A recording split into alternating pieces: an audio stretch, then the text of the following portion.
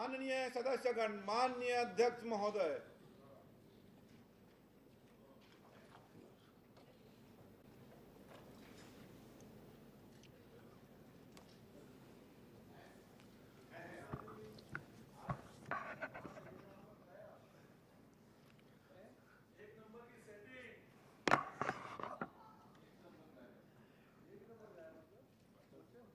प्रश्न क्रमांक 1 श्री अटल श्रीवास्तव।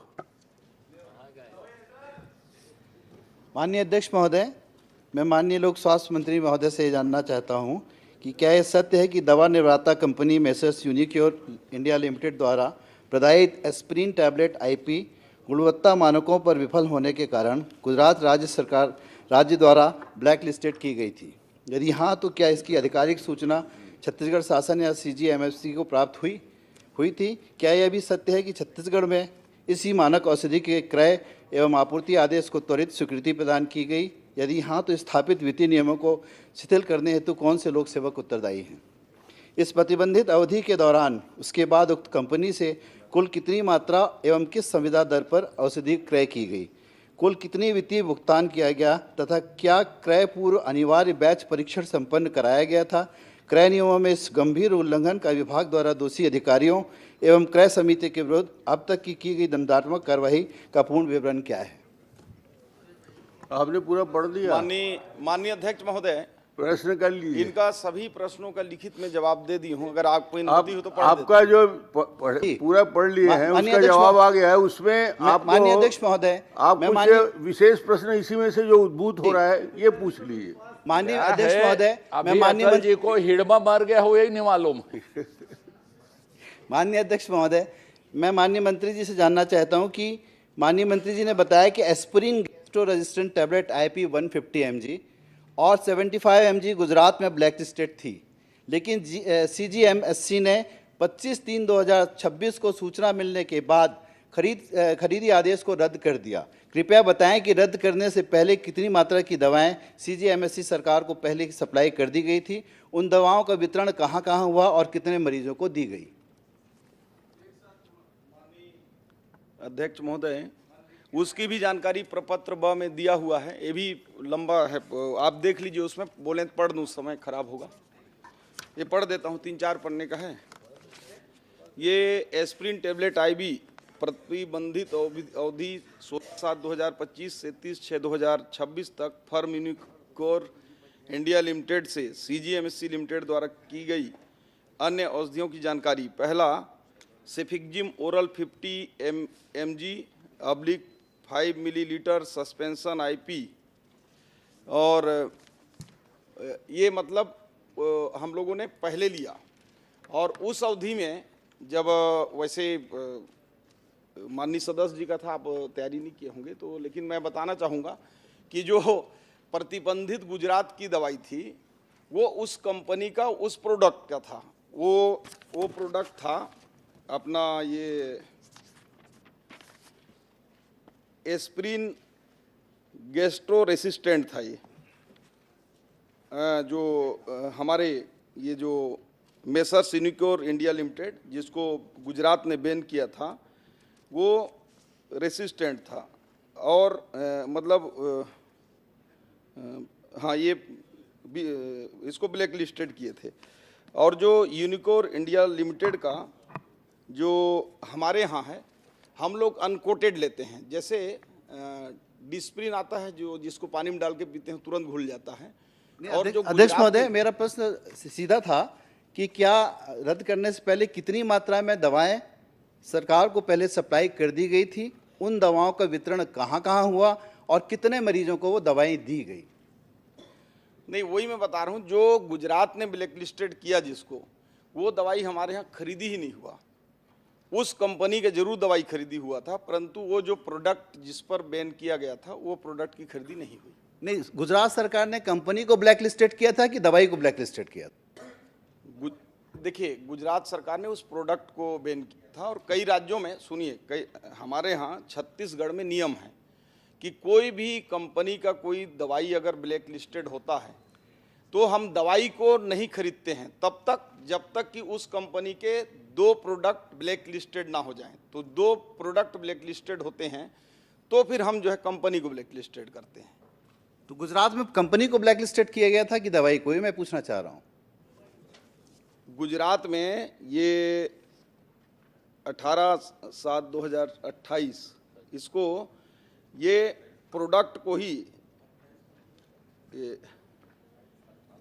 26 इसको प्रोडक्ट को ही बैन किया गया है। दवा को, प्रोडक्ट मतलब दवा, उस कंपनी को नहीं की है। माननीय अध्यक्ष महोदय, uncoated versus gastro resistant tablet का फर्जी अंतर है। मंत्री जी की ब्लैक लिस्टेड गैस्ट्रो रेजिस्टेंट 75 की नहीं बल्कि aspirin gastro IP 75 uncoated tablet खरीदी गई है। क्या दोनों दवाएं समतुल्य हैं? यदि हाँ तो गुजरात में ब्लैक लिस्टेड दवा को छत्तीसगढ़ में खरीदने की क्या मजबूरी थी? क्या यह क्वालिटी स्टैंडर्ड को बाईपास करने की चाल नहीं है? जी नहीं, दोनों प्रोडक्ट में अंतर है। नाम एक जैसा है, लेकिन एक है गैस्ट्रो रेसिस्टेंट जो कोटेड है, और हम जो खरीदे हैं वो अनकोटेड है। दवाई का जो वो है वो तो सेम है। आप अनकोटेड और अनकोटेड, आपने जो चीज़ें गुजरात में बैन हो चुकी थी उसको अनकोटेड के नाम से आप छत्तीसगढ़ के आम जनता को उसमें डिस्ट्रीब्यूट कर रहे हैं। उस कंपनी को यहाँ बुला के दवाइयाँ 6 करोड़ रुपए की दवाइयाँ आपने खरीदी है, 6 करोड़ 79 लाख रुपए की। तो आप केवल अनकोटेड लिख के, जिस दवाई को वहाँ बैन किया गया था वो अनकोटेड लिख के उस दवाई की सप्लाई छत्तीसगढ़ में करा रहे हैं। हमारे गरीब मरीजों को दवाइयाँ बट रही हैं। देखिए, हम अनकोटेड लिख के उसको नहीं कर रहे हैं। कोटेड और अनकोटेड दवाइयों में कई स्वरूप ऐसे बदल जाता है, जैसे थोड़े देर के लिए शक्कर है, ग्लूकोज है, शुगर फ्री है। तीनों मीठा दिखता है सामान्य व्यक्ति में, लेकिन उसके केमिकल फार्मूले जो हैं शक्कर के अलग होते हैं, ग्लूकोज के अलग हैं, और ग्लूकोज और फ्रक्टोज सेम नहीं वो होता है। माननीय मंत्री जी, मैं बता रहा हूं ना कि दोनों प्रोडक्ट, दोनों का प्रभाव अलग है। जो गैस्ट्रो रेसिस्टेंस है उसका जो है काम अलग है, मतलब उससे संबंधित एक्स्ट्रा है। दोनों की प्रकृति अलग है और दोनों अलग अलग हैं। नहीं, दोनों का जो सॉल्यूशन है gastro resistant 75 mg and aspirin gastro IB 75 uncoated, क्या ये दोनों का सॉल्यूशन एक है? देखिए, दोनों का जो केमिकल फार्मूला है एक है, लेकिन दोनों की काम करने की विधि अलग है। आप बोल रहे हैं केमिकल फार्मूला एक है, तो जब गुजरात में वो बैन हो गई तो आपने उसको छत्तीसगढ़ में खरीदा क्यों? और खरीदा और मालूम हो गया कि वो ब्लैक लिस्टेड कंपनी है, तो फिर इस दवाई का वितरण कहाँ कहाँ किया आपने? किन किन मरीजों को वो दवाई खिलाई गई? तो छत्तीसगढ़ के, गुजरात की रिजेक्टेड दवाइयाँ छत्तीसगढ़ में चलेंगी? देखिए, मैं स्पष्ट कह चुका हूँ और बड़े जिम्मेदारी से कह रहा हूँ, दोनों ही दवाइयों का अलग अलग प्रभाव है, अलग अलग उनकी नेचर है। दोनों की घुलने की, दोनों का असर करने का, दोनों का एफर्ट जो है अलग है, और ये दोनों अलग नाम से ही आती हैं। ऐसा नहीं कि हम उसको हम बना रहे हैं नाम। हम जब खरीदे हैं और प्रोडक्ट भी, माननीय अध्यक्ष महोदय, आप स्वास्थ्य मंत्री, माननीय अध्यक्ष महोदय, आप स्वास्थ्य मंत्री हैं, आप बता रहे हैं सॉल्यूशन एक है। घुलने का समय अलग अलग हो सकता है, पर उसका इंग्रेडिएंट, दवाई तो उसी बीमारी के लिए दी जाती है जिस बीमारी के लिए बनी गई है, कि ये दूसरी दवाई दूसरे बीमारी के लिए दवाई बनी है। आप जो दवाइयाँ गुजरात में ब्लैक लिस्टेड थी, वो दवाइयाँ छत्तीसगढ़ में सप्लाई होने के बाद अस्पतालों में मरीजों को बांटी गई है। यही तो मैं पूछना चाहता हूँ कि अनकोटेड करने से क्या दवाई का केमिकल रिएक्शन बदल गया है क्या? देखिए, मैंने शुरू में और अभी भी बोल रहा हूँ, आप समझ नहीं पा रहे हैं। दोनों का काम अलग है। एक, जैसे थोड़ी देर के लिए दर्द का आता है एक जीरोडॉल में जीरोडॉल पी का अलग काम है, जीरोडॉल एस का अलग काम है। पैरासीटामोल में भी कई अलग अलग आते हैं। और फार्मूला मत जाइए, फार्मूला में जाएंगे तो फिर लंबा बातचीत होगा, क्योंकि मैं खुद केमिस्ट्री का स्टूडेंट रहा हूँ। जैसे ग्लूकोज और फ्रक्टोज, चलिए बाकी मत बताइए। माननीय नेताजी, माननीय मंत्री जी, जब आप और आपकी सरकार ने ये निर्णय कर लिया है कि गुजरात के हर चीज़ पर, हर राह पर आपको चलना है, फिर जो दवाई गुजरात में बैन है उस पर आपने अपना बैन क्यों नहीं लगाया? गुजरात से अलग हट के कैसे चल रहे हैं? आपकी हिम्मत कैसे हो गई? वो दोनों प्रोडक्ट अलग अलग हैं माननीय नेताजी। नहीं तो गुजरात में हो या किसी राज्य में हो, फिर भी उसको एहतियातन हमने, जब हमको जानकारी आई तो उसकी सप्लाई हमने एक एहतियात के तौर पर हमने उसकी सप्लाई बंद कर दी और उसके बाद हमने कोई दवाइयाँ नहीं खरीदी।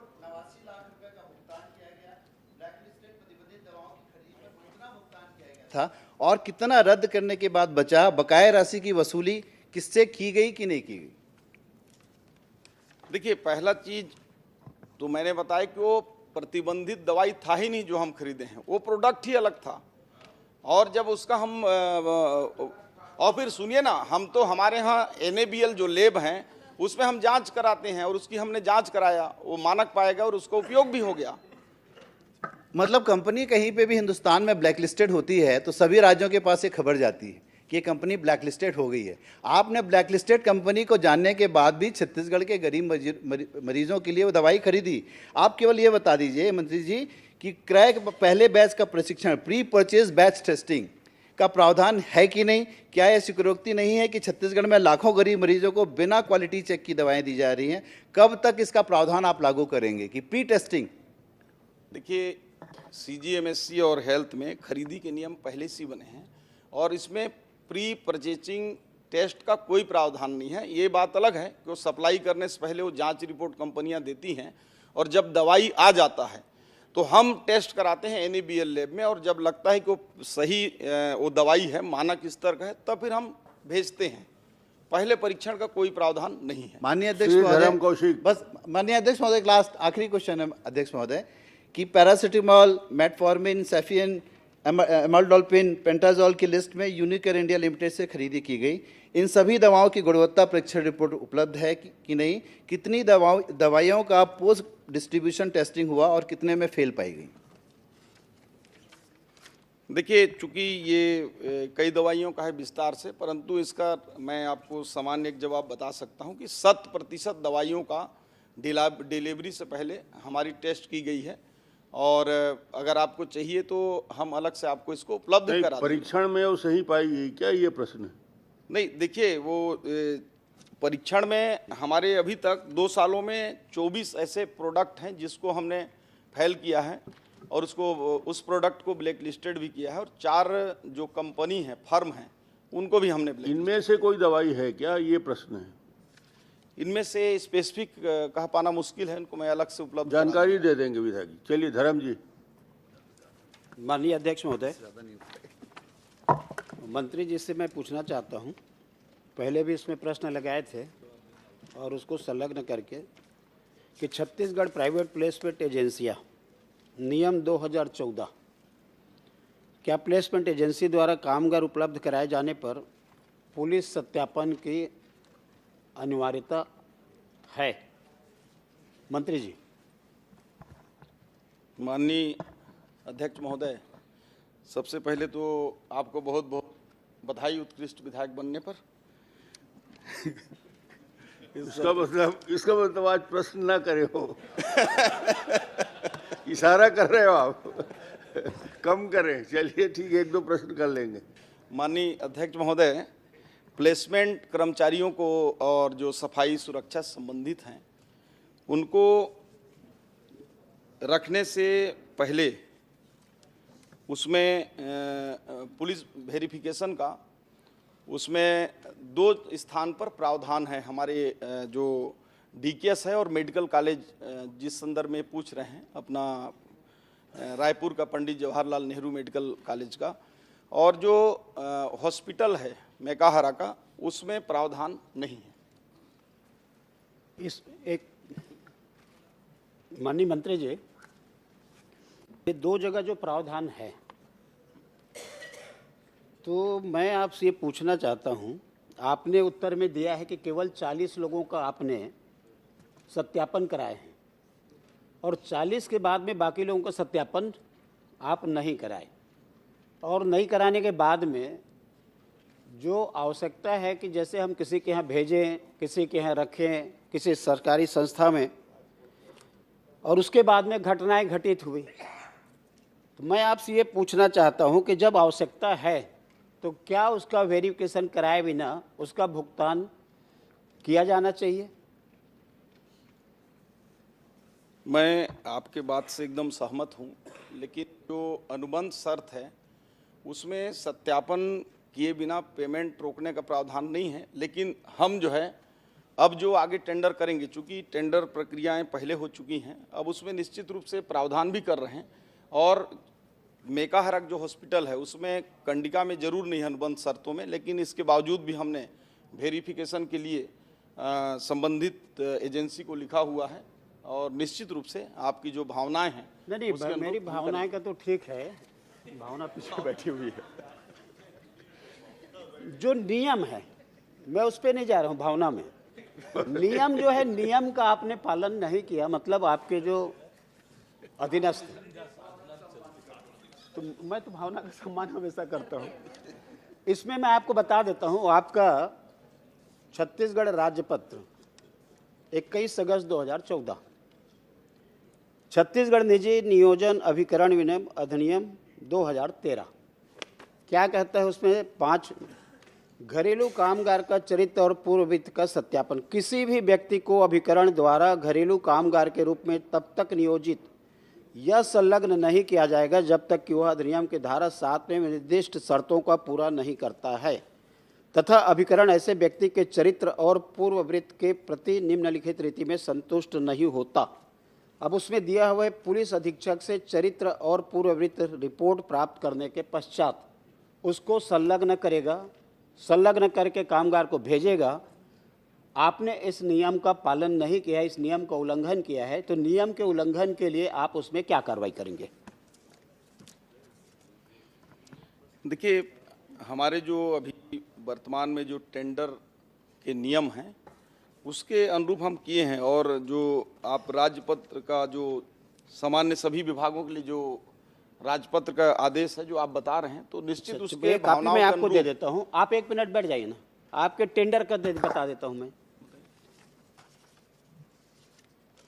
इसमें पंडित जवाहरलाल नेहरू चिकित्सालय महाविद्यालय बिलासपुरी आपके पास में होगा। निविदा प्रपत्र के नियम एवं शर्तों के अनुसार एजेंसी ऐसे व्यक्ति को कार्य पर रखेगी जिनके पिछले रिकॉर्ड अच्छी तरह से सत्यापन किए गए हों, जिसमें कैरेक्टर एवं पुलिस सत्यापन तथा दूसरी औपचारिकता शामिल है। पुलिस सत्यापन इसमें भी आपने टेंडर की बात की है, आपके टेंडर के उसमें लिखा हुआ है, आपने इसका भी उल्लंघन किया है, तो अब इसमें आप कार्रवाई करेंगे क्या? नहीं, मैंने पहले भी ऐसा नहीं बोला कि नियम में वो वेरिफिकेशन का ही नहीं है। भाई नियम में यदि है तो नियम का पालन कौन करेगा? नहीं, उसमें आप नियम का पालन आपके विभाग में नहीं होगा, आपके नियम का पालन आपके अधीनस्थ नहीं करेंगे, तो उस नियम किसके लिए बना हुआ है?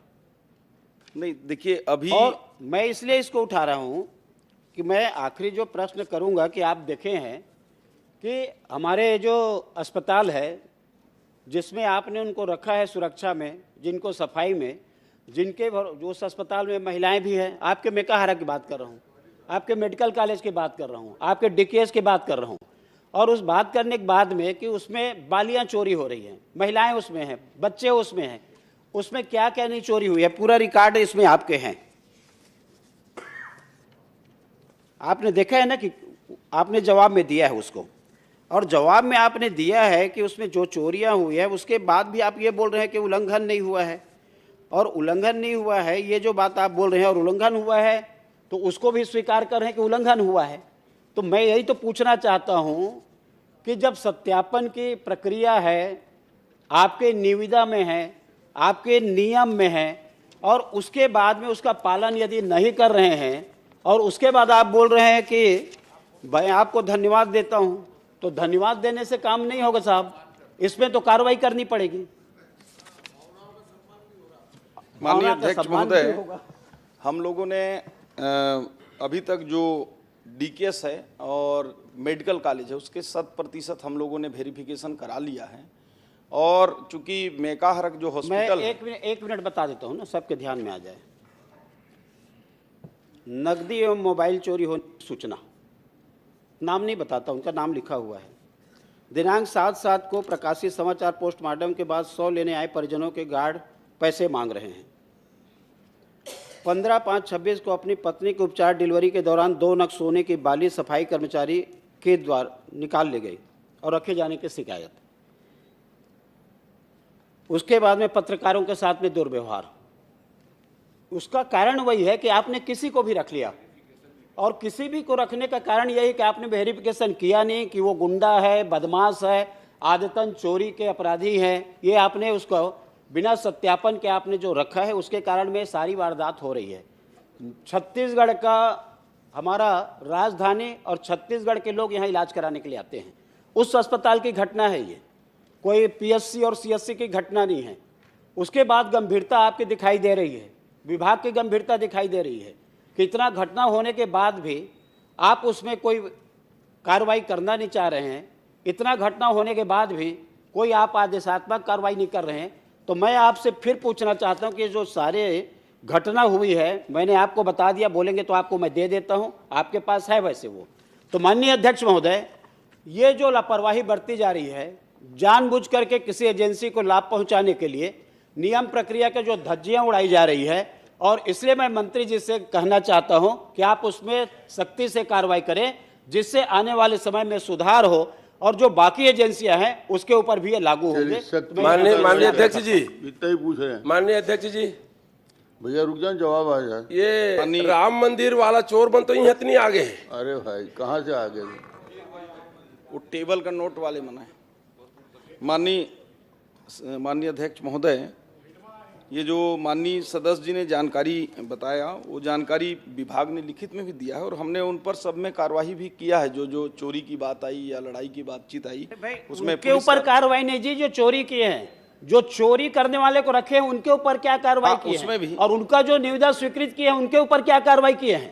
प्रश्न ये है, उनको 10 को निकालने से आपका कोई लाभ होने वाला नहीं है, जो जड़ है उस पर क्या कार्रवाई कर रहे हैं आप? देखिए, इसमें अभी कार्यवाही का विषय नहीं है, अभी तो सत्यापन की बातचीत है। हम सत्यापन 2 संस्थानों में करा चुके हैं, रायपुर के और मेकाहारा का भी। अच्छा, आप एक बात बताइए, सत्यापन कब करा है? मेरा प्रश्न लगने के बाद आप तारीख बताइए, भुगतान कब से हो रहा है? आप बताइए, आप बताइए। देखिए, भुगतान कब से हो रहा है और सत्यापन आप कब किए हैं, बताइए। आप इससे पहले 2 प्रश्न और लगाए थे, तो उस पर चर्चा नहीं हो पाई थी, लेकिन आपने उल्लेख भी किया है। उस समय भी हम सत्यापन कराए थे, लेकिन पूरा नहीं हुआ था। बीच में भी किए तो उसमें भी किए थे। माननीय अध्यक्ष महोदय, एक मिनट, आपको बता ही देता हूं, आप मत बताइए। अप्रैल 24 से लेकर के आपने जून 26 कुल 40 लोगों का आपने कराया, और अभी आपने जवाब दिया है 12 जुलाई 26 की स्थिति में कार्यरत सभी कर्मियों का पुलिस सत्यापन कर लिए। तो आपने जनवरी 26 तक तो किए नहीं, उसके पहले लगातार भुगतान हुआ है। जब प्रश्न मैंने लगाया तब आपने रोक लगाई उसमें, और रोक लगाने के बाद में आप बोल रहे हैं कि सत्यापन हो गया। तो वास्तविक में ये जो नेग्लिजेंसी हुआ है उस पे ऊपर क्या कार्रवाई करेंगे? देखिए, भुगतान की जैसे आप बात कर रहे हैं, तो मैंने भुगतान के लिए तो स्पष्ट कहा कि टेंडर के शर्तों में वेरिफिकेशन के बिना भुगतान रोकने के नहीं है, क्योंकि ये अति आवश्यक सेवाएं भी हैं। लेकिन उसको अनिवार्य रूप से हम केवल ही नहीं कि क्वेश्चन लगा है, तो पूरे प्रदेश में, और केवल मेडिकल एजुकेशन के बड़े हॉस्पिटल नहीं, हमने डायरेक्टर हेल्थ और सेक्रेटरी हेल्थ को पूरे हमारे जो जिला हॉस्पिटल हैं और ऐसे बड़े संस्थान हैं जहां गार्ड और अजय जी पूछ लीजिए, सभी जगह बोलते हैं। अजय जी आप प्रश्न पूछ लीजिए, सप्लीमेंट। माननीय अध्यक्ष महोदय, बहुत छोटा सा एक विषय है। माननीय मंत्री जी, आप बताने कष्ट करेंगे कि स्वास्थ्य विभाग में कितनी आउटसोर्सिंग की कंपनियां काम कर रही हैं, और कितने कौन कौन से पदों में आपको आउटसोर्सिंग के से कर्मचारी रखने की अनुमति मिली फाइनेंस से? देखिए, स्वास्थ्य विभाग में हमारे तो एक 2-3 वो आ जाते हैं, जैसे कि स्वास्थ्य के अंतर्गत में CGMSC भी है, मेडिकल एजुकेशन डिपार्टमेंट है। वो मैं जानता हूँ, मैंने एक सिंपल सी बात पूछी है, नहीं है उत्तर तो बाद में दे दीजिएगा, लेकिन ये संस्था है उसको पूरा प्रदेश जानता है। नहीं, कई संस्थाएं हैं उसमें स्पेसिफिक। स्वास्थ्य विभाग में, अब स्वास्थ्य विभाग में आपके पास जितनी संस्थाएं हैं, ऐसा पूछूं तो क्लियर होगा। आप जो बोल रहे हैं CGMSC है, DHS है, DME है, सबको जानता हूं मैं, उसको सभी जानते हैं अमूमन। स्वास्थ्य विभाग में आउटसोर्सिंग के कितने कंपनियां हैं, कितने आउटसोर्सिंग कंपनियां स्वास्थ्य विभाग में काम कर रही है और आपको किन किन पदों में आउटसोर्सिंग करने की अनुमति मिली है, ये है प्रश्न। देखिए, कई स्थानों पर चूंकि हमारा इंटीग्रेटेड रूप से प्रदेश से इनके टेंडर नहीं होते हैं, संबंधित संस्थाएं जो मेडिकल कॉलेज हैं अपना अलग करती हैं, कहीं डिस्ट्रिक्ट हॉस्पिटल। जवाब तो पूरा हो जान दीजिए, सब आप ही दे लेंगे, दे लीजिए। नहीं, मैं कोई गलत शुरुआत नहीं कर रहा हूं। माननीय अध्यक्ष महोदय, आउटसोर्सिंग की स्वीकृति आप ही बता दीजिए। आउटसोर्सिंग की स्वीकृति फाइनेंस देता है कि इतनी आउटसोर्सिंग, इन पदों पर आउटसोर्सिंग करके, अलग अलग टेंडर नहीं, विभाग लेता है अनुमति फाइनेंस से। आप विभाग फाइनेंस से अनुमति लेता है, फाइनेंस पदों की अनुमति देती है। आप ही के विभाग को नहीं, किसी भी विभाग में कि इन पदों में इतने पदों के लिए हम स्वीकृति देते हैं। ये टेंडर प्रक्रिया की अलग अलग होती है, सेंट्रल नहीं होती। ये नहीं, एक लाइन का छोटा सा है कि कितनी आउटसोर्सिंग कंपनियां काम कर रही हैं और किन पदों में स्वीकृति आपको दी गई। बाद में आप बताएंगे, उसको भी सुनने के लिए तैयार हो। तो आप ही घुमाते हो, अब आप नाराज भी होते हो, घुमाते भी आप ही हो प्रश्न को। नहीं, मैं नहीं घुमाता, प्रश्न घुमावदार रहता है, बड़ा व्यापक है। इतने बड़े पूरे प्रदेश का इतने संस्थाएं हैं, मैं आपको उपलब्ध करा दूंगा, लेकिन पूरा प्रदेश से पता करके किन किन एजेंसियां कर रही, कितने जगहों पर कर रहे हैं, वैसे समानता, सफाई और सुरक्षा, इनके हम लोग प्लेसमेंट से दिए हुए हैं। कुछ स्थानों पर ड्राइवरों के भी CGMSC जैसे जगहों में, और कंप्यूटर डाटा ऑपरेटर। ठीक है, आप करवा दीजिएगा। माननीय अध्यक्ष महोदय, आपके संज्ञान बता देता हूं मैं, ये प्रश्न है इसलिए। वास्तव में स्वास्थ्य विभाग में ये जानना जरूरी है, सदन को ये जानना जरूरी है कि किन पदों में आउटसोर्सिंग की अनुमति दी जाती है। वो बड़ा टेक्निकल विषय है, सिर्फ ये स्वास्थ्य, सफाई और सुरक्षा में दे दें वो अलग विषय है। जानने, और दूसरे पदों में आउटसोर्सिंग होता है कि नहीं होता है, वास्तव में इसका उत्तर आना चाहिए। और स्वास्थ्य में यदि दूसरे पदों में आउटसोर्सिंग है तो वो बंद होना चाहिए। मैं इसलिए पूछा था। अब उत्तर आ गया है, पूछ लीजिए। उत्तर आने में समय लगा, अब उत्तर आ गया है, पूछ लीजिए। इसको केवल एक ठीक हो गया, प्लेसमेंट हो गया। एजेंसी का नाम भर उसको बता रहा हूं। श्री प्रबोध मिंज बहुत माननीय अध्यक्ष, आधा 25 लाइन मिनट किसी प्रश्न में नहीं दे सकता। और लोग हैं अपना प्रश्न लगाए हैं, तो कृपया प्रभु जी अपना प्रश्न करें। प्लेसमेंट एजेंसी का है, मैं उनको मंत्री जी से स्पेसिफिक पूछ लेता हूं उनको कि ये काल में प्लेसमेंट एजेंसी जिनके संदर्भ में मैंने प्रश्न लगाया और जिन्होंने उनके सारी गड़बड़ियां हुई, तो मैं मंत्री जी से यही कहना चाहता हूं कि आप उसको लाभ पहुंचाने के लिए, निहित स्वार्थ के लिए जिस प्रकार से लाभ पहुंचाने का काम किया गया है, सारे नियमों को धज्जियां उड़ा करके, इसलिए इस पे एक तो ब्रेक लगाई जाए, और दूसरी जितने भी अब जहां भी इस प्रकार के कामगार उपलब्ध कराएंगे, उसका सबका, किसी भी डिपार्टमेंट का हो, उस सबका पुलिस वेरिफिकेशन पहले हो और उसके बाद में उनको ज्वाइन कराएंगे। चलिए, अच्छा सुझाव है। ठीक है, ब्रेक लगाइए। जी जी, निश्चित रूप से। अब प्रभु जी अब प्रश्न करिए। जवाब तो दे दीजिए।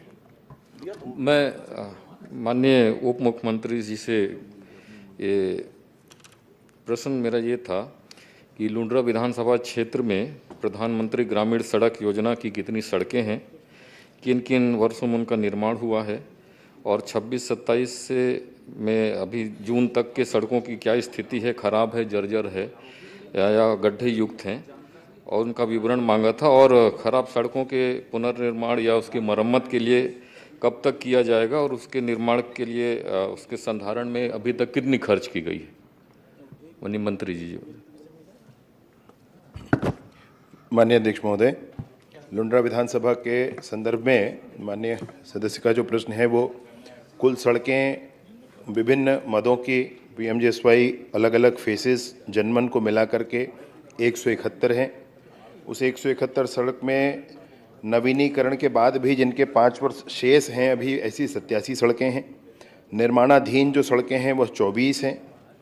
नवीन सड़कें बनने के बाद 5 वर्ष के अंदर जो हैं वो 28 हैं।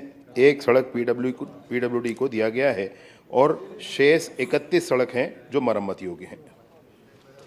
मैं माननीय मंत्री जी से जानना चाहूँगा कि प्रधानमंत्री सड़क योजना छत्तीसगढ़ राज्य बनने के बाद यहाँ चालू हुई है, 2001-2 से चालू होके अभी तक 25-26 तक विभिन्न चरणों में ये काम हुए हैं। मैं ये जानना चाहूँगा कि प्रधानमंत्री सड़क योजना या कोई भी सड़क जो आपके विभाग की बन रही है, उसकी उम्र कितनी होती है, कितने समय तक की उसकी लाइफ होनी चाहिए? माननीय अध्यक्ष महोदय, इन सड़कों के लिए निर्माण पूर्णता के तिथि के उपरांत 5 वर्ष का समय होता है, जब उसका संधारण किया जाता है, जिसकी राशि पूर्व में ही निर्माण की राशि के साथ जोड़ करके रखा जाता है।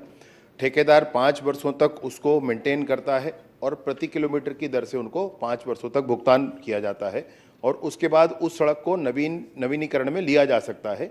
ये प्रावधान है। नहीं, इसमें जो और जानना चाहूँगा, जो मरम्मत संधारण के लिए आपने जो राशि बताई है, ये सड़क निर्माण में जो 5 वर्षों के लिए जो गारंटी पीरियड में जो मरम्मत का प्रावधान रहता है, केवल उन्हीं से मरम्मत हुई है, ये राशि खर्च हुई है, या अलग से कोई बजट में राशि या अल मरम्मत के लिए अलग से स्वीकृति दी गई है? नहीं, अलग से कोई राशि का विषय नहीं है। जो राशि 5 वर्षों तक उसमें प्रावधानित है, उसी राशि को खर्च किया जाता है। पूरी राशि खर्च हो आवश्यक नहीं है, वो जितनी भी मरम्मत की आवश्यकता होती है उतना मरम्मत करके उस राशि को खर्च किया जाता है। माननीय अध्यक्ष महोदय, माननीय मंत्री जी से ये सवाल ये था, चूँकि सड़क की लाइफ के बारे में उन्होंने कहा कि 5 साल मरम्मत का पीरियड रहता है, ठेकेदार करता है, उसमें एस्टीमेट में प्रोविजन रहते हैं। उसके बाद वो सड़क कितनी लंबी चलेगी या क्या होगा, उसके लिए प्रावधान नहीं है बजट में। उसके बाद ये मान्यता है, ये विषय है कि 10 वर्षों तक सड़क 5 वर्ष के मेंटेनेंस के बाद 10 वर्षों तक होता है, फिर नवीनीकरण पर उसको लिया जा सकता है। ये मैं माननीय मंत्री से जानना चाहूँगा, 2001 में मेरे यहाँ एक सड़क बनी, 3-4 में 2 सड़क बनी और अमूमन 7-8 में 38 सड़कें और 8-9 में 38 सड़कें। तो मैक्सिमम सड़कें ये जो बनी हैं, ये 19-20 के पहले बनी है। उसके बाद अभी तक 10 वर्ष लगभग बाकी सड़कों के जो 6-7 से बने हैं, 10 वर्ष से ज़्यादा हो गए हैं। और इन सड़कों में अभी तक जो मरम्मत हुए हैं वो केवल जो उनके गारंटी पीरियड थे 5 वर्षों में ही हुई। उसके बाद सड़कें बहुत ख़राब पड़ी हुई हैं और आपने केवल मरम्मत सड़कों में केवल 31 सड़कों का बात किया है और बजट में केवल 1 सड़क है जिसमें आपने लिया है मरम्मत के लिए, और इतने गड्ढे हो गए हैं बाकी सड़कों में और उसमें चलने योग्य नहीं है। अब आपके पास बजट में प्रावधान नहीं है और उसमें 5 वर्षों के बाद मेंटेनेंस का कोई खर्च नहीं है, तो उसमें बनेगी कैसे वो सड़कें? माननीय अध्यक्ष महोदय, मैंने प्रश्न के पहले ही बताया कि माननीय सदस्य के विधानसभा क्षेत्र लुंड्रा में 87 सड़कें ऐसी हैं जो अभी 5 वर्षों के अंतर्गत हैं। इसकी रिपेयरिंग माननीय सदस्य अधिकारियों को स्वयं इंस्पेक्शन करके अधिकारियों को निर्देशित करके करा सकते हैं। मैं भी अपनी तरफ से इस बात के लिए इनके ज़िले में, इनके विधानसभा क्षेत्र के इन सड़कों के लिए ज़रूर कह दूंगा। दूसरा मसला ये है कि इसमें 24 निर्माणाधीन हैं, 28 हैं जो नवीन बन चुकी हैं और उसमें भी 5 वर्ष का समय है, यानी 87-28 ये दोनों ही सड़कें हैं जिसमें 5 वर्ष का प्रावधान अभी शेष है। 31 सड़कें हैं जो मरम्मत योग्य हैं, अर्थात जिनका 5 वर्ष पूर्ण हो चुका है, और इसमें यह है कि 25 सड़कें कुल मिलाकर ऐसी हैं जिनको एक बार नवीनीकरण हो चुका है। 6 सड़कें मात्र ऐसी हैं जिनका नवीनीकरण नहीं हुआ है और उसके लिए यह है कि वर्तमान हमारे प्रावधानों के अनुरूप 2 सड़कें आपके क्षेत्र की ली गई हैं जिनको आगे अभी नवीनीकरण किया जाएगा। माननीय अध्यक्ष महोदय, इसमें एक छोटा सा प्रश्न ये है कि जब वो प्रधानमंत्री सड़क योजना केंद्र में 60% की राशि आती है, 40% राज्य सरकार खर्च करती है। इसके बाद जैसे सड़कों के या बाकी भवनों के मरम्मत के लिए PWD वगैरह में एनुअल रिपेयर का पैसा रहता है या अलग से मरम्मत के लिए एस्टीमेट बन के स्वीकृति मिलती है, उनके बजट में प्रावधान रहते हैं, करोड़ों रुपए रहते हैं।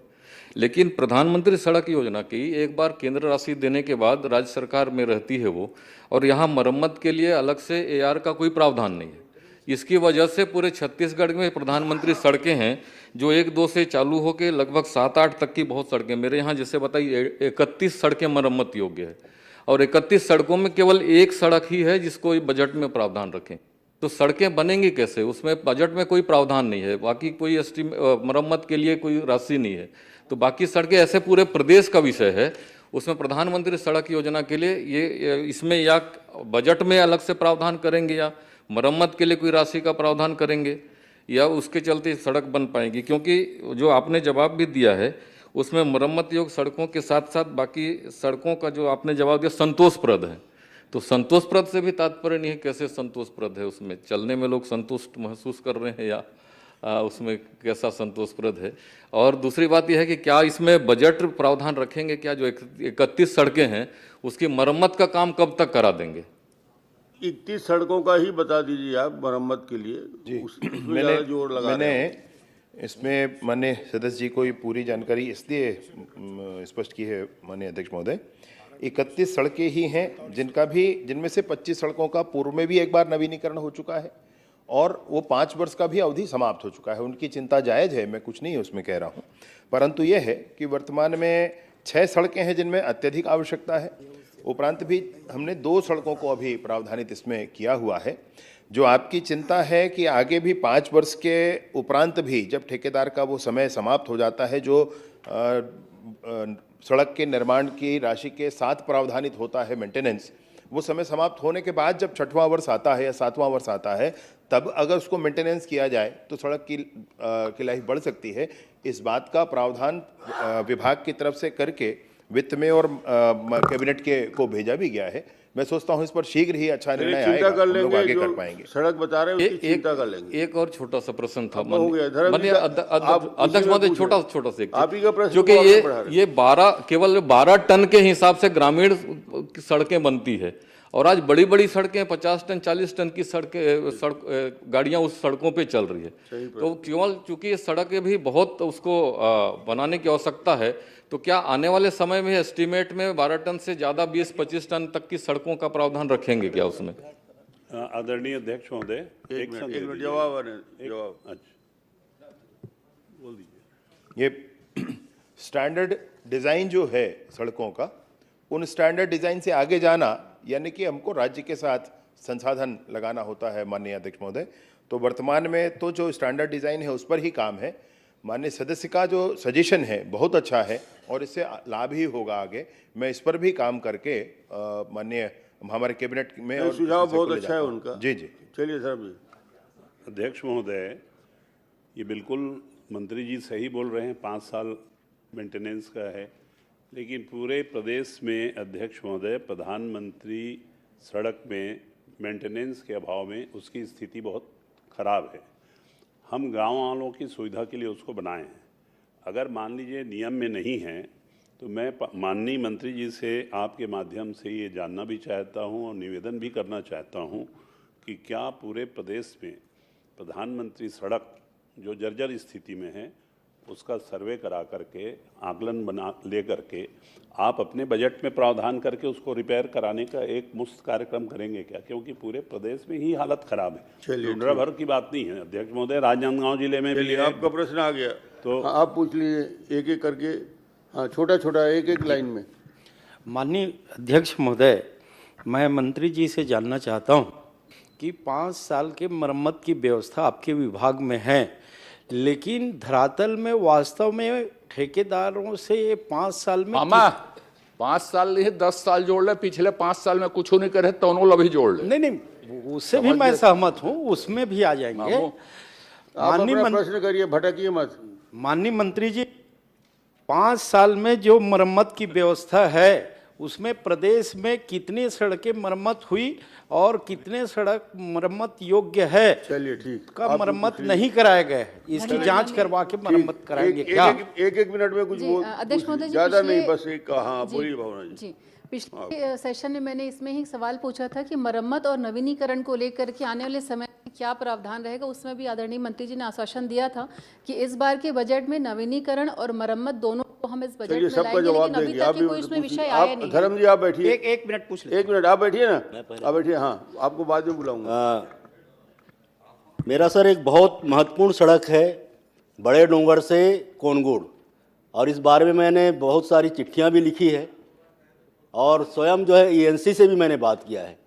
और इसकी लागत जो है इसके नवीनीकरण की पहले 3 करोड़ हुआ करता था, जो बढ़ करके अब 8 करोड़ हो गया है। अगर इसमें और देरी होगा तो ये 10 करोड़ 12 करोड़ हो जाएगा। तो मेरा निवेदन है कि इसमें 200 गांव के लोग, और अभी नारायणपुर की पूरी ट्रैफिक इस रोड से चल रही है क्योंकि उनका रोड बना नहीं है, तो इस सड़क को जल्द से जल्द पूरा करने के बारे में कोई दिशा निर्देश जारी करें। अध्यक्ष महोदय, जो प्रधानमंत्री ग्राम सड़क योजना से लगे हुए खदान क्षेत्र, खासकर रेत खदान या गिट्टी खदान के जो क्षेत्र हैं, सड़कें उससे ज्यादा प्रभावित हो रही हैं, तो क्या उस पर कोई कार्रवाई सुनिश्चित होगी चलिए क्या? ठीक, आप भी पूछ लीजिए। माननीय साहू जी अध्यक्ष एक महोदय, मिनट, हाँ आप। माननीय मंत्री जी, 8-10 प्रश्न हो गए मंत्री जी, थोड़ा सा सबकी चिंता है सड़क का और वाजिब है, तो एक साथ समाधान आप कर देंगे। बस एक माननीय अध्यक्ष महोदय, छोटा सा मेरा एक प्रश्न है कि बालोद जिला में 25-26-27 में आज तक एक भी सड़क, इसमें नहीं, तुम्हारा आ रहा है प्रश्न जी, निर्माण के लिए नहीं लिया गया माननीय अध्यक्ष महोदय। तो मैं माननीय मंत्री जी से निवेदन करता आपके माध्यम से कि जरूर 3 साल आपने बजट में कुछ प्रावधान नहीं किए, इस बार के बजट में जरूर बालोद जिला में जरूर मुख्यमंत्री ग्राम सड़क योजना, माननीय अध्यक्ष महोदय, विशेष गरियाबंद जिले में बोलने दो धर्म जी को। धर्म जी आप बोलिए, इसी में है ना। माननीय अध्यक्ष महोदय, आप जब मुख्यमंत्री थे उस समय मुख्यमंत्री सड़क योजना शुरू की गई थी और मुख्यमंत्री सड़क योजना में एक बार सड़क बनी है, उसके बाद मुझे लगता है पूरे प्रदेश में उसकी मरम्मत नहीं हुई है। तो मैं पिछले बार ध्यानाकर्षण लगाया था, मंत्री जी स्वीकार किए थे, तो मैं उसमें प्रश्न नहीं पूछ रहा हूँ, मैं केवल आग्रह कर रहा हूँ कि मुख्यमंत्री सड़क योजना और प्रधानमंत्री सड़क योजना की जो सड़कें हैं लगभग प्रदेश में उसकी खराब स्थिति है, उसके लिए कोई एक प्लान बना करके उसमें आगे काम करने की आवश्यकता है। विधायक जी, हाँ आप खड़े होइए। अब बहुत प्रश्न हो गए, ये आखिरी प्रश्न है।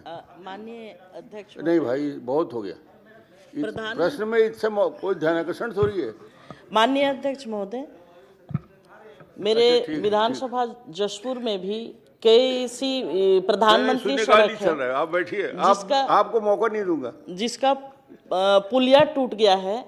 तो क्या माननीय मंत्री महोदय जी ये निर्देश देंगे कि बरसात में ही सारे पुलिया बना दिए जाएंगे? अभी तक नहीं। आखिरी, ठीक है ठीक है। अध्यक्ष महोदय जी, अब एक साथ आप जवाब दे दिए माननीय मंत्री जी थोड़ा से केंद्रित सुन रहे हैं। आलीवारा का मेरा घर का ही गांव का रोड है सर, ठीक है, जिसमें फ्लाईओवर बना रेलवे विभाग से और एक चौथा लाइन होने से इतना जर्जर हो गया। मैंने लगातार क्वेश्चन आंसर लगाता रहा, मैं इस समय भी लगाया, उसको आग्रह कर दिया गया। आप तो एक साथ जवाब, मेरा गांव का रोड है, मुझे खुद ही उसमें जाना है, पनिशमेंट देकर रेलवे विभाग को आपने पत्र भी लिखा है रेलवे विभाग को, पर वो रेलवे विभाग जरा भी कुछ नहीं कर पा रहे हैं, तो आप कर दीजिएगा आपके स्टेट गवर्नमेंट। ठीक साहू जी, हाँ एक साथ जवाब दे दीजिए। सर 1 मिनट के लिए मैं कुछ बोलना। एक मिनट नेताजी बोल रहे हैं। माननीय मंत्री जी, इतने सारे लोगों ने प्रश्न किया है, ये राष्ट्रीय स्तर का हो चुका है प्रश्न, जरा संभाल के जवाब दीजिएगा। चलिए आप तो बैठिए, चलिए। नहीं, माननीय अध्यक्ष महोदय, माननीय नेता प्रतिपक्ष जी ने प्रश्न पर चिंता जाहिर की है, तो मैं बिल्कुल ये कहना चाहता हूं कि समस्याओं से भागने का कोई मसला नहीं होता है, परिस्थितियां आपके सामने हैं और प्रयास भी आपके सामने हैं। प्रयास में मैं ये ज़रूर कहना जी सारा कर रहा था, कहीं राष्ट्रीय प्रश्न बन रहा है तो आपकी ज़रूरत राष्ट्र में तो नहीं होने वाली। अभी ये ऐसा प्रश्न है जिसमें मेरे चिंतक और शुभचिंतक दोनों ही प्रसन्न हैं, ऐसा है। माननीय धर्मजीत जी ने, माननीय सदस्य महोदय ने जो विषय कहा है कि इसको जांच करने की और एक साथ एकत्रित करके और एक योजना बनाने की, माननीय अध्यक्ष महोदय मैं बिल्कुल बताना चाहता हूं कि जो समस्याएं सड़कों के साथ हैं, सड़कों की जो स्थिति का आकलन होता है वो अभी इंडिविजुअल ही किया जाता है, वो मैनुअल ही किया जाता है, लेकिन एक टेक्नोलॉजी हम लोगों ने अभी बनवा ली है। एक संस्था है बाइजैक करके, फ्री ऑफ कॉस्ट बनाती है, उसमें कोई पैसा नहीं लगता है आपको सॉफ्टवेयर बनवाने का, उसी से बनवाया है। उसमें एक बाइक पर या आप एक गाड़ी से या पैदल ही चलकर रोड का सिर्फ वीडियो एक एंड से दूसरे एंड तक बना लें। आर्टिफिशियल इंटेलिजेंस की टेक्नोलॉजी से ये पता चल जाएगा कितने क्रैक हैं, कितने गड्ढे हैं, उनका क्या साइज़ है, किस कोऑर्डिनेट पर हैं, और वो पूरा डिटेल भी हमको एक साथ मिल जाएगा, ताकि ये समझ में आएगा कि किस सड़क में कितनी परेशानी। अभी सड़क में कितनी परेशानी है समझ लेना तो अच्छी बात है माननीय अध्यक्ष महोदय, परंतु अब उसके आगे की जो प्रक्रिया है वो थोड़ा टफ है, वो थोड़ा डिपेंडेंसी है उस पर। तो आदरणीय द्वारिकाधीश जी ने भी जो कहा कि कितनी सड़कें हैं प्रदेश में आदि, तो मैं सोचता हूं कि ये थोड़ा अब एक विधानसभा की तैयारी कर आए थे, आपको अगर वाकई जानकारी चाहिए है तो मैं अभी जवाब मत दीजिए, उसकी जरूरत नहीं। भावना बोहरा जी ने जो कहा कि मरम्मत और नवीनीकरण के संदर्भ में, तो मरम्मत और नवीनीकरण के संदर्भ में जो बजट के वर्तमान प्रावधान है उसके अनुरूप सबको जितना कैटर कर सकते हैं माननीय अध्यक्ष महोदय, उस दिशा में किया जा रहा है। 350 करोड़ का ही इसमें बजट है अभी।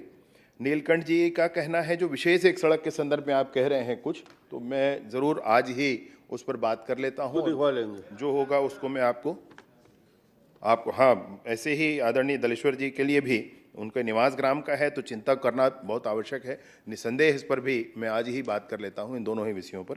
सुशांत जी ने बहुत अच्छी बात कही माननीय अध्यक्ष महोदय, इस बात को लेकर बड़ी पीड़ा भी होती है। 50 टन 60 टन का गीला रेत का ट्रक वो भी चल जाता है और फिर वो प्रधानमंत्री ग्राम सड़क योजना की सड़क जो है अपने डिज़ाइन के हिसाब से जितना मेंटेन करने का स्थिति उसकी होती है, उसके बाद वो परेशानी होती है। ये चिंता सबके बीच में है, तो मैं सोचता हूँ कि इसका अच्छा निराकरण हो ही जाएगा।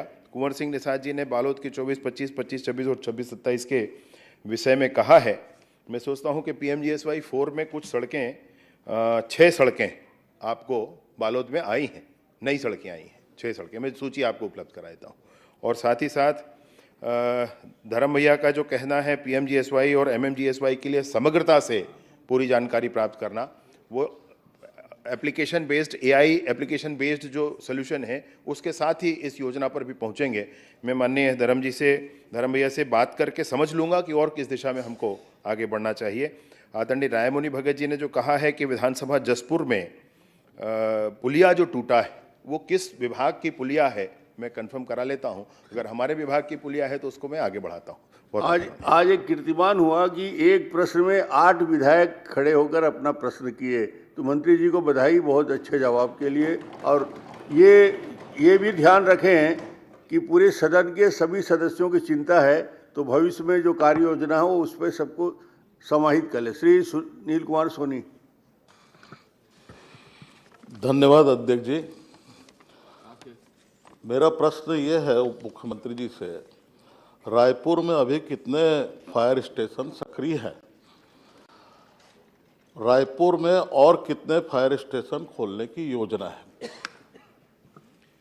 माननीय अध्यक्ष महोदय, माननीय सदस्य की चिंता बहुत जायज़ है और इन्होंने जो कहा है तो वर्तमान में हमको ध्यान है कि एक टिकरापारा में पुराना फायर स्टेशन है और जो पहले नगर निगम के माध्यम से चलता था और अभी उसको अग्निशमन विभाग जिसको आपने प्रारंभ करवाया था 2016 में और 2018 में उसके कानून बनकर के फिर वो आप आगे बढ़े थे, उस विभाग के द्वारा संचालित है।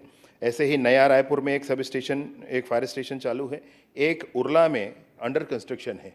ऐसे 3 अभी फायर स्टेशन रायपुर के हैं। क्या रायपुर में नेशनल फायर एडवाइजरी मापदंडों के अनुरूप जो है, क्या 3 फायर स्टेशन से काम चल जाएगा क्या?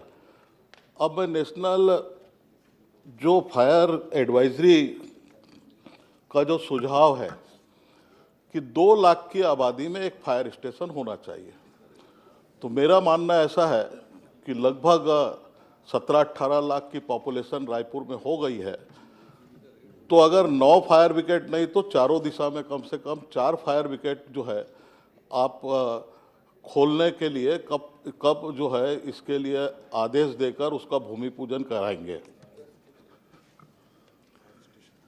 माननीय सदस्य सीधा भूमि पूजन करना चाहते हैं माननीय अध्यक्ष जी। तो मैं आपसे आग्रह पूर्वक यही कहना चाहता हूं कि हमारे छत्तीसगढ़ में फायर की दिशा में 2016 में बहुत गंभीरता से चिंतन करते हुए माननीय अध्यक्ष महोदय जब माननीय मुख्यमंत्री थे उस समय उन्होंने इस योजना अग्निशमन का विभाग ही अलग किया और उसके बाद ये विभाग धीरे से आगे बढ़ा है। आपके ध्यान में लाना चाहता हूं कि अभी तक चूंकि 16 में इसका प्रावधान हुआ, 18 में नियम बने, लेकिन विगत सरकार ने एक भी उसमें पोस्टिंग नहीं की, एक भी उसकी वैकेंसी पर काम नहीं किया माननीय अध्यक्ष। इसलिए अभी इसके 295 पदों पर भर्ती की बात हो रही। इसके साथ साथ एक कंस्ट्रक्शन जो उरला में चल रहा है उसके बाद अगले और कंस्ट्रक्शन के लिए ये बजट के प्रावधान का विषय है माननीय अध्यक्ष महोदय। परंतु आपकी चिंता बिल्कुल जायज है। जो नेशनल एडवाइजरी है उसके आधार पर अगर 2 लाख पर एक फायर स्टेशन होना चाहिए तो उस आधार पर हमारे रायपुर में मेरा कम से कम प्रश्न 8 होना चाहिए। दूसरा प्रश्न ये है कि रायपुर में कितने फायर वाहन हैं? आने वाले समय में आप कितने फायर वाहन और खरीदने का आपका प्रावधान है? क्योंकि आपने अपने उत्तर में लिखा है कि फायर वाहनों की खरीदी की कार्यवाही प्रक्रिया चालू है, तो ये कब तक पूरी होगी? और मैं भूमि पूजन का बाद उप मुख्यमंत्री जी इसलिए किया कि मैं उपचुनाव वाला हूँ, मेरे पास समय कम है, तो आप ये फायर वाहन का भी बता देंगे जल्दी कि इसकी प्रक्रिया कब पूर्ण होगी?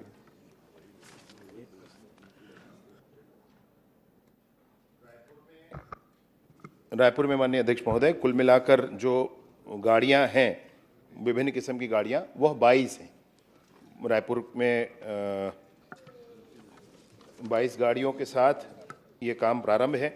दूसरा ये है कि हमको अन्य और गाड़ियों को खरीदना इसके लिए विषय है, तो ये अभी अप्रैल और मई महीने में राजस्व विभाग के आपदा प्रबंधन से राशि प्राप्त हुई है। अप्रैल और मई महीने में, मतलब अभी जुलाई है, 1-1.5-2 महीना हुआ है माननीय अध्यक्ष महोदय, तो 2 महीने में प्रोक्योरमेंट का काम पूरा नहीं हो सकता। इसमें प्रोक्योरमेंट कराना होगा, उसके बाद मॉडर्नाइजेशन ऑफ फायर सर्विसेज के लिए और दूसरे मदों की जो राशि प्राप्त हुई है उसके आधार पर हम इसको और एनहेंस करेंगे। अध्यक्ष जी, ये बहुत मेरा गंभीर प्रश्न था, अंतिम में बोल रहा हूँ, मैं ज़्यादा समय नहीं लूँगा, आज मैं बहुत शॉर्ट में ही बात कर रहा हूँ कि ये जो आग लगती है, आज रायपुर का अगर स्वरूप देखेंगे तो 15-16 मंजिल तक के मकान जा रहे हैं। जो आप आधुनिक फायर ब्रिगेड खरीदना चाहते हैं या फायर टावर खरीदना चाहते हैं, उसकी हाइट जो है उसको ध्यान में रखकर, रायपुर राजधानी है, उस हिसाब से उसकी खरीदी होना चाहिए। ठीक। दूसरा एक जानकारी, राजेश मुड़त जी बाजू में बैठे हैं और ये लोकार्पण करता है इसलिए बता रहा हूँ, एक हमने गुड़ियारी में हमने फायर स्टेशन खोल चुके हैं, जो खंडर हो रहा है, सब स्टेशन। आज वहाँ 2 वाहन खड़ी करके राजेश मुड़त जी से ही मैंने, क्योंकि मंत्री थे, इनसे फीता कटवाया था, उसको चालू कर दीजिए।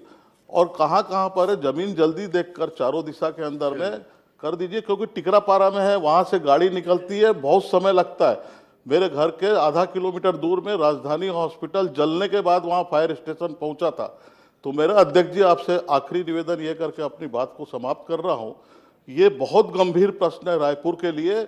अभी अगर 1 महीने में देखेंगे तो 6 से अधिक आगजनी हुई है और करोड़ों रुपए का नुकसान हुआ है, इसलिए गंभीरता से लेकर जो है इसके ऊपर कार्रवाई करेंगे। गंभीरता से लीजिए। माननीय अध्यक्ष महोदय, मैंने विभाग में भी मैन पावर की कमी के उपरांत भी इस दिशा में काम कर ही रहे हैं और अभी रायपुर में ही अनेक जांच इस विषय पर किए गए हैं। अनेक संस्थाएं ऐसी हैं जिनमें कमियां पाई गई हैं, उसका जानकारी भी जिला प्रशासन को जो दिया जाना होता है वह भी दिया गया है। उपरांत भी आदरणीय सदस्य सीनियर हैं, रायपुर महापौर रहे हैं, तो उनको एक एक चप्पे चप्पे की जानकारी है। रायपुर में जो भी योजना करनी होगी मैं माननीय सदस्य से मिलकर, बैठकर, समझकर उसको आगे बढ़ाऊंगा। राजेश जी। माननीय अध्यक्ष महोदय, रायपुर भौगोलिक दृष्टि से ये टिकरापारा में एक कोने के अंदर ये फायर स्टेशन बना, जो शहर के पहले बीच में नलगढ़ चौक पे था। उसको हम लोगों ने बनाया, उस समय वो शिफ्ट किया वहाँ। लेकिन अगर एक तरफ जाके देखें, गुड़ियारी, ठक्करबापा, शुक्रवारी, तिलक नगर, गुगांव, इधर अमलेडी से लेके फुंडर तक, इस तरफ पूरी एकदम यातायात हैवी होने के नाते जो आज कोटा का आपको बताया गया, कोटा में ऑलरेडी आपका फायर स्टेशन बना हुआ सब स्टेशन है। और उस समय ये प्रस्ताव था कि 1-2 गाड़ी यहाँ आकर के खड़ी हो जाए। इसमें आपको कोई नया सेटअप नहीं चाहिए, कुछ नहीं चाहिए। पहले नगर निगम संचालित कर रहा था, अब आपको खाली इतना ही कि 2 गाड़ी उस क्षेत्र के लिए वहाँ खड़ी हो जाए और उसका संचालन अगर उस क्षेत्र में कहीं आग लगे तो उस क्षेत्र से चला जाए, ताकि वो आसानी से समय के पहले पहुँच जाए। इतना आपसे आग्रह है कि उस स्थान दिखवा करके आप उसको क्लियर कर लें। बैठिए। माननीय अध्यक्ष महोदय, उर्ला औद्योगिक क्षेत्र है, रायपुर का विषय चल रहा है, और आपको माननीय मंत्री जी ने अभी उर्ला में निर्माणाधीन का जिक्र किए हैं। मेरे जानकारी के हिसाब से उसको 1 साल से अधिक हो गया है। तो ये बहुत ही दुर्घटनाएं वहाँ घटते रहता है औद्योगिक क्षेत्र में। चलिए, तो ये कब तक पूर्ण हो चलिए पाएगा? मंत्री जी, सबका जवाब एक साथ है। जी, दोनों ही विषय महत्वपूर्ण है। माननीय राजेश मुड़त जी का जो कहना है और माननीय हमारे मोतीलाल साहू जी का जो कहना है, तो निर्माण कार्य की समीक्षा के लिए मैं मोतीलाल जी के साथ उस स्थान पर चल दूंगा माननीय अध्यक्ष महोदय, और निसंदेह जल्दी बनना ही चाहिए। अगर विलम्ब हो रहा है, उनके ध्यान में है, तो हम लोग मिलकर उसको ठीक कर लेंगे। दूसरा ये है कि राजेश मोड़क जी का जो प्रस्ताव है गुढ़ियारी वाला विषय है, तो अगर वहाँ पर ज़मीन की उपलब्धता है और ये वहाँ बना हुआ है, वहाँ स्ट्रक्चर बना हुआ है, विगत 8 साल से बना पड़ा है और 13 साल करीब हो गए, वहाँ नगर निगम में बना के रखा है पूरा। खाली आपको 2 गाड़ी वहाँ खड़ी हो जाए, इतना मेरा आपसे आग्रह। माने गाड़ियों का खड़ा, उसको प्रॉपर नोटिफिकेशन उसका क्या है, मैं एक बार उसको चेक कर आगे करा लूँगा। करवा दीजिए। चलिए, श्रीमती संगीता सिन्हा। माननीय अध्यक्ष महोदय जी, समय की कमी के कारण मैं जल्दी से प्रश्न कर रही हूँ।